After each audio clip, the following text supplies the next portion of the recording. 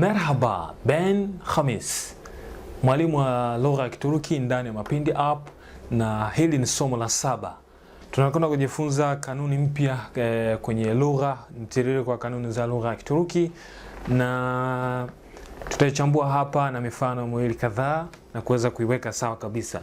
Na ni rahisi sana, kwa hiyo msiwe na uoga wowote na tutaifanya hapa pamoja. Sawa.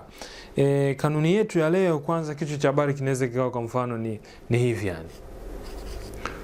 Bu ne? Tamam. O kim? Sawa. Hichi ndio kinaweza kikawa kichwa chetu cha habari ya maudhui ya somo la 7. Bu ne? O kim? Bu ne? Unakumbuka nini maana yake? Kwenye masomo yaliyopita tumeweza kufanya, si ndio? Maana yake ni nini? Bu ni hiki. Bu ne? Hiki ni nini? Hiki nini? Huyu nani? Sawa. O kim? Yeye ni nani? Sawa. Ne inaulizwa kwa ajili ya vitu ambavyo havina akili, vitu ambavyo sio mtu, sawa, sio binadamu. Kim inaulizwa kwa ajili ya mtu tu, sawa. Kim ni matumizi kwa ajili ya watu, na ne ni matumizi kwa ajili ya vitu ambavyo sio mtu, sawa.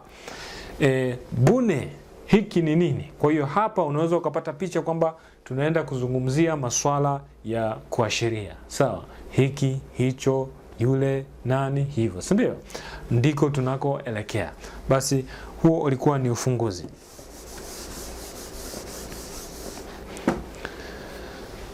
Katika herufi au maneno yanayotumia kuashiria kwenye Kituruki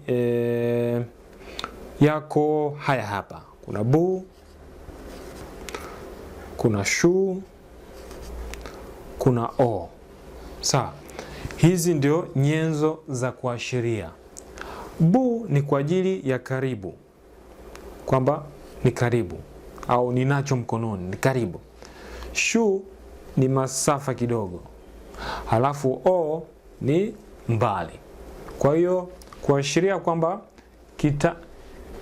sina kalamu mkononi. Hii ni kalamu. Nasemaje?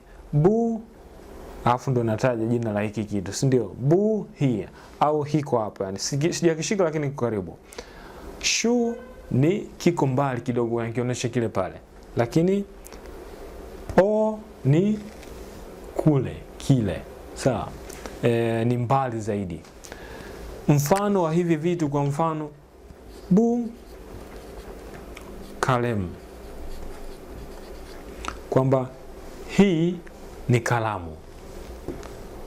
Shu bardak,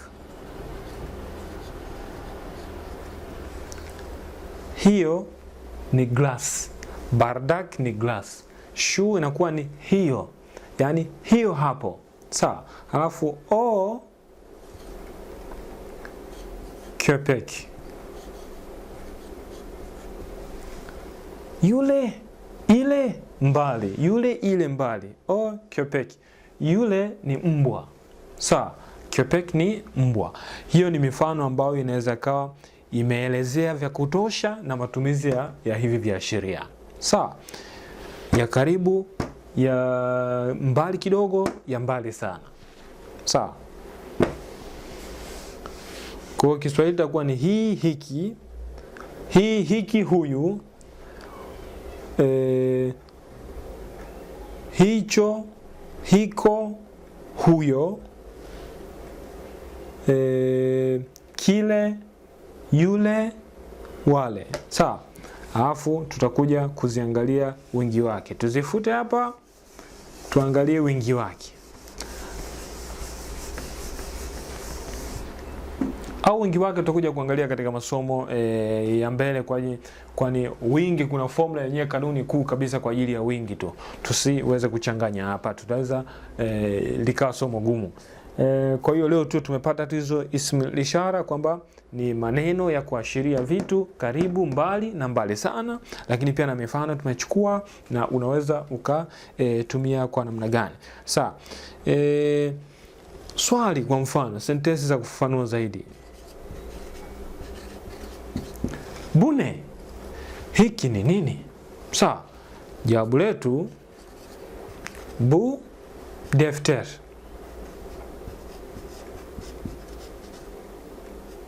Bu defter, kwamba hili ni daftari. Kwa hiyo kama daftari si tunaambia hili, kama hili ni daftari, swali lake itakuja nini? Hili ni nini? Au hiki ni nini? Swali linakuwa ni general, yani limesambaa, kwa hiyo aliwezi likajua unauliza kitu gani. Kwa hiyo utakapojibu ndio utajua unauliza kitu gani. Bu defter, kwamba hili ni daftari. Sawa. Naam, labda tukiendelea na mifano mengine, swali linaweza likaja kwa kutumia shu. Shu, shune, hiko, hicho ni nini? Sawa, mtu anakionyesha anachokizungumza. Kwa hiyo jawabu shu, kwa mfano shu masa, kwamba hiyo ni meza. Sawa, hiyo ni meza. Hiyo hiko ni nini? Hiyo ni meza. Sawa.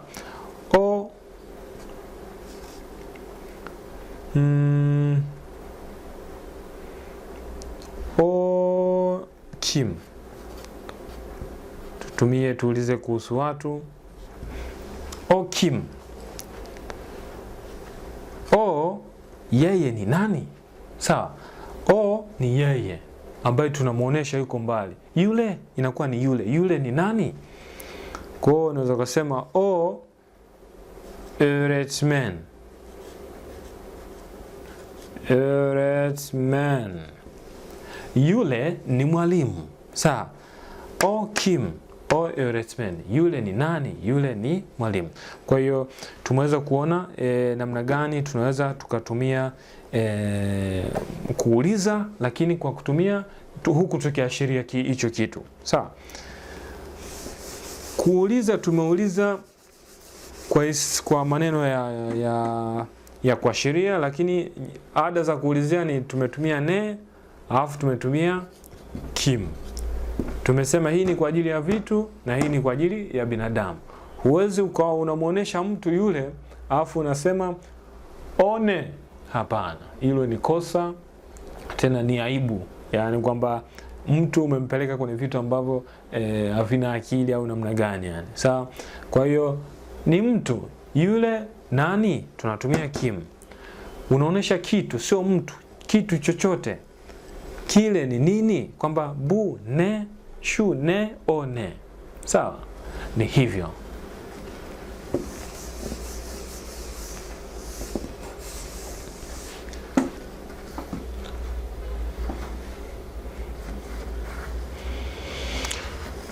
Tuangalie labda baadhi ya maneno ambayo yatasaidia kufafanua zaidi kwamba